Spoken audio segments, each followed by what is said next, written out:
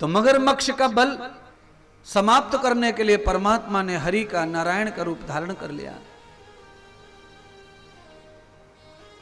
ब्रह्मा पर विपत्ति पड़ी, ब्रह्मा की सृष्टि नष्ट हो रही, तो भगवान ने सूअर का रूप धारण कर लिया। तो आप सोचिए, जो भगवान सृष्टि के कल्याण के लिए सूअर के शरीर में कोई परहेज नहीं करते, नरसिंह रूप में कोई परहेज नहीं करते, मछली बनने में परहेज नहीं करते, कछुआ बनने में परहेज नहीं करते, तो आपके कल्याण के लिए भगवान धन बनने में परहेज नहीं करेंगे, आपकी नौकरी व्यापार बनने में परमात्मा परहेज नहीं करेंगे, और आपके ही घर में औलाद बनने में भी भगवान परहेज नहीं करेंगे। क्यों? यशोदा के घर भगवान पुत्र बनकर आए, कौशल्या के घर पुत्र बनकर आए, अदिति के घर पुत्र बनकर आए। भगवान आपके घर भी आ सकते हैं भगवान, पर आपका सत्कर्म, आपकी नियत और आपका भजन परमात्मा को पसंद आना चाहिए। आपकी नियत अच्छी नहीं है, आपका कर्म खोटा है, आपका भजन कपटी है, तो फिर आप नहा धो के सो जाओ, कोई किसी भी रूप में भगवान कभी नहीं आएंगे तुम्हारे यहां, ध्यान कर लो। क्यों? परमात्मा को लाना सरल है, पर उसके लिए नीयत अच्छी रखना जरूरी है, अपना कर्म सत्य पवित्र रखना जरूरी है। आप झोपड़ी में रहो कोई फर्क नहीं पड़ता, जहां आप रहते वहीं भगवान का चित्र रहे। आज तक चित्र निकल के नहीं भागा कि झोपड़ी में नहीं रहूंगा मैं।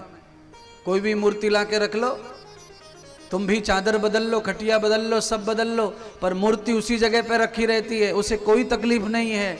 मूर्ति का भगवान ये जानता है कि इसके पास और कोई बंगला नहीं है जहां ये अपने बच्चों के साथ स्वयं रहता है। अरे जहां इसका दिल है वहीं तो मैं रहूंगा, दिल अगर झोपड़ी में ही बसा है तो मैं भी वहीं बसूंगा, पर इसकी नीयत सच्ची है, मैं छोड़कर इसे कभी महलों में नहीं जाऊंगा।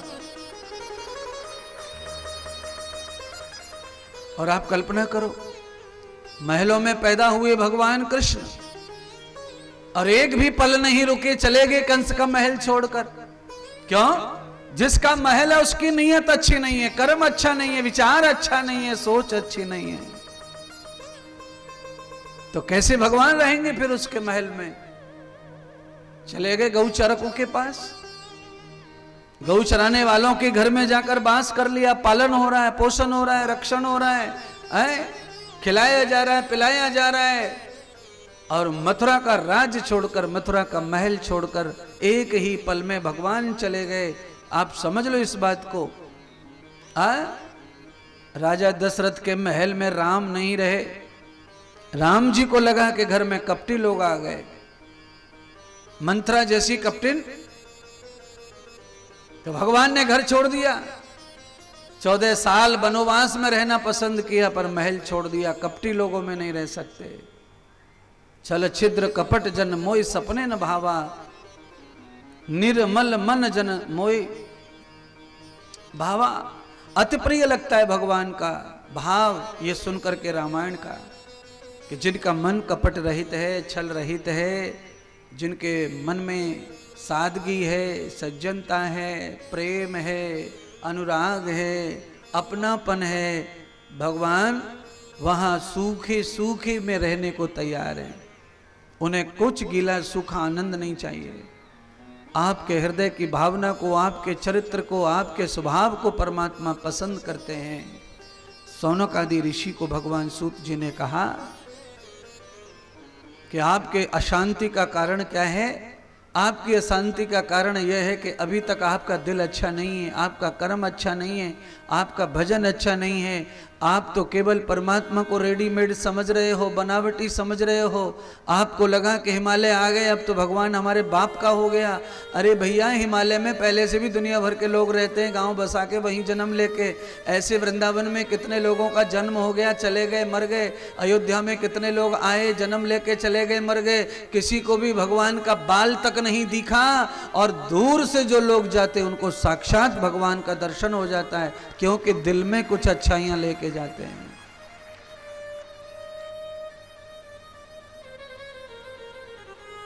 लोग मर रहे हैं सड़ सड़ के तीर्थों में, जो वहां के पैदाइशी लोग हैं, कर्म खोटा है तो कहीं पर भी रहो फल भोगना पड़ता है।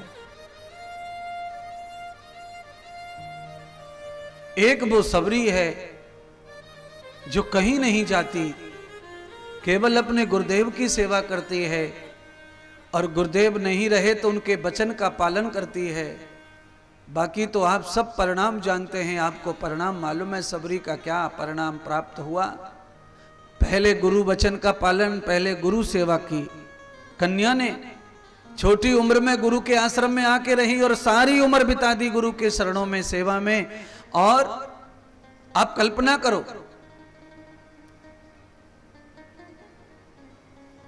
कौन सी सेवा ऐसी होगी जो न की हो सबरी ने।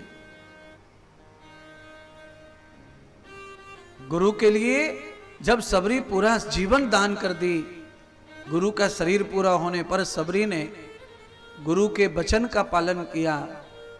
गुरु के वचन का पालन करने से, गुरु की सेवा करने से घर बैठे ही राम का दर्शन सबरी को हुआ। ऐसे ही आपको भी हो सकता है, पर मन कपट से दूर हो, छल से कपट हो, गुरु आज्ञा वचन का पालन करने वाला हो। है अच्छा, सुख की कामना कर रहे हैं, शांति की कामना कर रहे हैं, औलाद अच्छी निकले, औलाद अच्छी हो, औलाद अच्छी बढ़े, बड़ी बने, इसकी कामना कर रहे हैं, इतना स्वार्थ कर रहे हैं, और दुनिया भर का कपट तुम्हारे दिल में गुरु के प्रति, भगवान के प्रति भरा पड़ा है। आप कथा सुनने आए हैं, इसीलिए मैं आपकी केवल तारीफ ही करता रहूंगा, ऐसा नहीं होगा। आप कथा सुनने आए हैं, ये तो आपका कोई पुण्य है जो आपको कथा तक लाया है, इस बात के लिए मैं ताली बजवा चुका हूं। पर कथा सुनने जो आते हैं वो अच्छे ही होते हैं, उनमें कोई बुराई नहीं होती, ऐसा संभव नहीं है। कथा सुनने जो आते हैं बुराई उनमें भी होती है, कथा कहने जो आते हैं बुराई उनमें भी कुछ होती है, कथा करवाने वाले जो होते हैं उनमें भी कुछ बुराई होती है। पर हम किसी की बुराई कहने सुनने नहीं आए, हम सबकी बुराई मिटाने आए हैं। मेरे अंदर है वो भी मिटनी चाहिए, आप में कोई बुराई है वो भी मिटनी चाहिए। क्यों मिटनी चाहिए? ये भयंकर मीठा जहर है बुराई।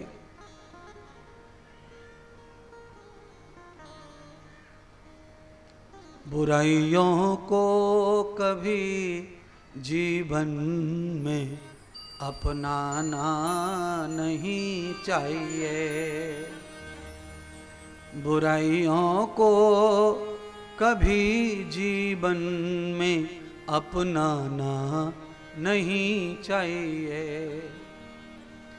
ये मीठा जहर होती है, ये मीठा जहर होती है, इसे खाना नहीं चाहिए, बुराइयों को कभी जीवन में अपनाना नहीं चाहिए, बुराइयों को कभी जीवन में अपनाना नहीं चाहिए। अच्छा बोलिए, आप सब बताओ, दारू फ्री आती कि पैसों से आती है? पैसों से आती है। अच्छा, तंबाकू गुटखा फ्री आता है कि पैसों से आता है? वो भी पैसों से आता है। सिगरेट बीड़ी कैसे आती है? पैसों से कि फ्री आती है?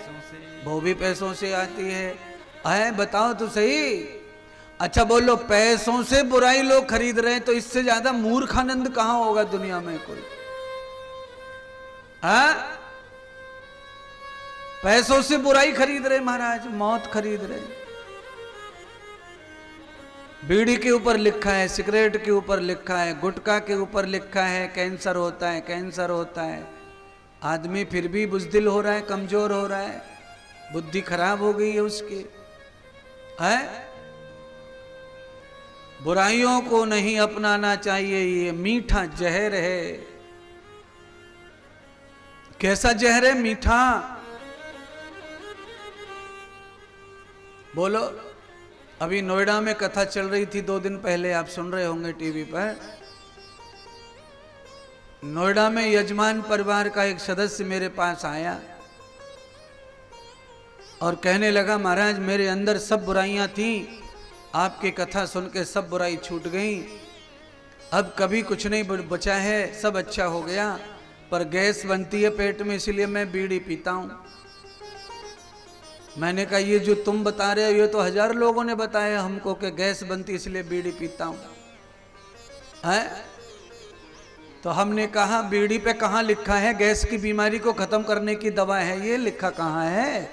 मेडिकल पर चले जाओ, मेडिकल पे हर गोली के ऊपर लिखा रहता है कि ये सिर दर्द की है, ये घुटने के दर्द की है, ये पेट के दर्द की है, ये अफरा की है, ये गैस की है। जब कोई बीड़ी ऐसी बना दे कंपनी जिस पे लिखा हो कि इससे गैस खत्म होता है, तो हम तुम्हें खुद ही लिख के दे देंगे बीड़ी की, ये बीड़ी पियो तुम्हारी गैस खत्म हो जाएगी। तुम क्यों बकवास कर रहे हो, झूठ बोल रहे हो? गंदी आदत को, बुराई को पाल के रखना चाहते हो और गैस का और बम का आइटम काहे का बहाना बता रहे हो। इसीलिए बाबूलाल बहाना नहीं चलेगा, यहाँ बीड़ी छोड़नी पड़ती है यजमान को, सबको। हाँ भाई, पैसा खर्च बाबूलाल का हो रहा है तो फिर गैस किसकी खत्म होनी चाहिए? पहले बाबूलाल की गैस मिटनी चाहिए पहले। लाखों रुपए खर्च करके भी गैस रह गई तो फिर क्या फायदा है? और बाबूलाल उंगलियों पे गिर रहा है कि गुरुजी ने 3 कथा का बोला था, तीसरी हो रही है, अब चौथी होगी कि नहीं, हम आएंगे कि नहीं भरचट्टी में पता नहीं है, सरपंच तो बुलाएगा नहीं क्योंकि ये तो बस प्लॉट खरीदने में लगा पड़ा है। इधर रायपुर में खरीदा अभी 3 महीने पहले।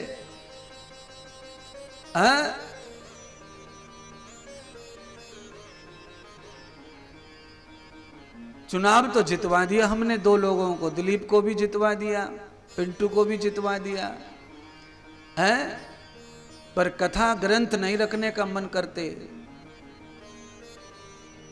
इनको लगता है कि ऐसे ही काम चल जाएगा, ये भरचट्टी में कथा हो जाती है साहू परिवार की, इसी में शामिल हो जाएंगे। आप जो कर रहे हैं ये बहुत अच्छा कर रहे हैं कि आप कथा में शामिल होते हैं, कथा सुनते हैं, व्यवस्थाओं में शामिल रहते हैं, अच्छी बात है, पर अपने कल्याण के लिए कथा करनी भी पड़ती है, आयोजन करना भी पड़ता है। परमात्मा ने हाथ पकड़ा है, समाज की सेवा दी है, तो एक सबसे बड़ी समाज की सेवा ये होती है ऐसा यज्ञ पंडाल डालकर समाज को निस्वार्थ भाव से कथा श्रवण कराना, ये भी एक सेवा है महाराज कथा की।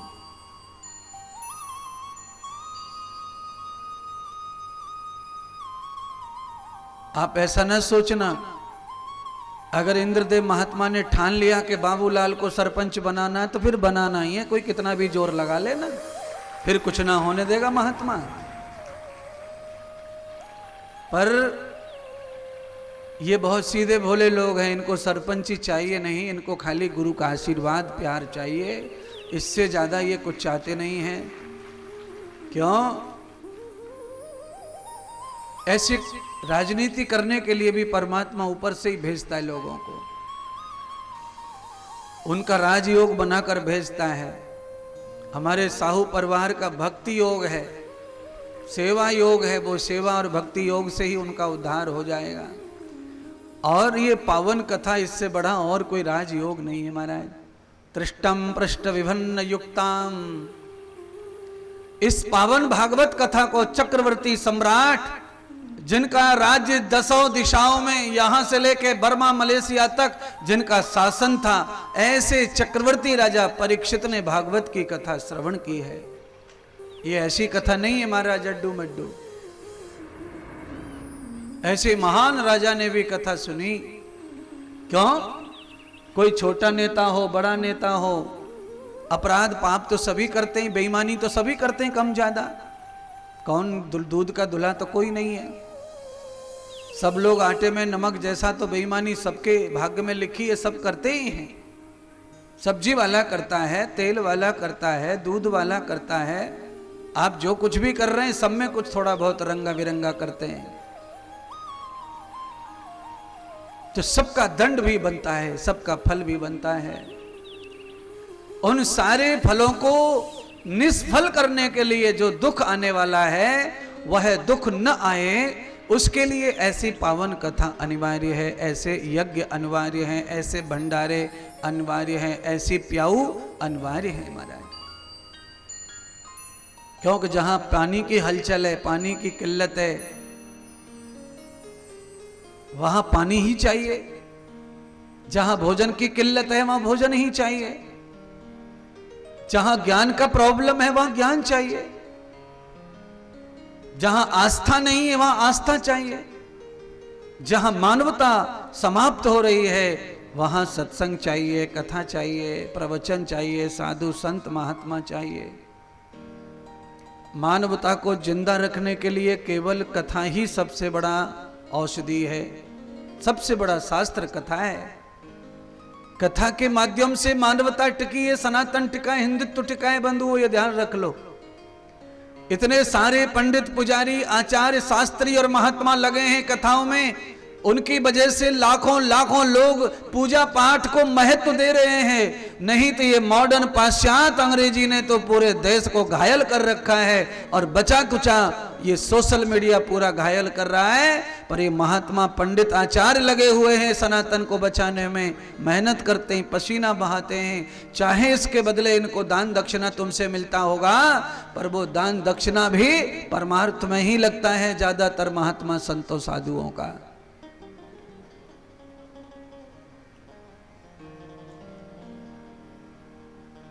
आप सबको चाहिए